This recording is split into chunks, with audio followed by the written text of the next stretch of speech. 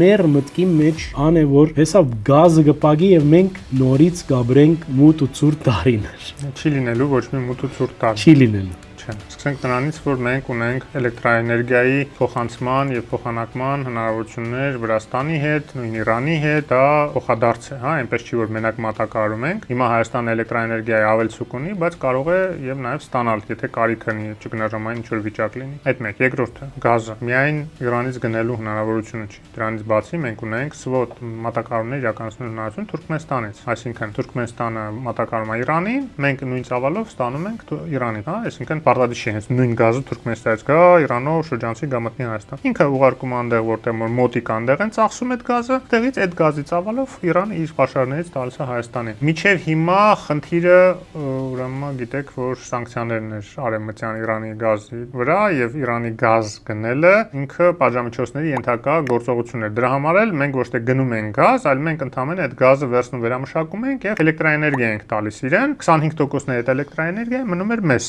հա, այդ գործարքի մեր շահը դա էր։ Հիմա խոսք է գնում նրա մասին, որ ավելի շատ էլեկտրաէներգիա է պետք Իրանին եւ ավելի շատ գազ կարող է մատակարարի, ավելի շատ էլեկտրաէներգիա արտադրի, նշանակում է ավելի շատ էլ մեր մասնաբաժինը, չէ՞, կմեծանա։ Այսինքն այն 25%-ը էլի մնում է 25%, բայց արդյունքում ծավալը մեծանում է, կարող է, չգիտեմ, կրկնակի ավել դառնալ։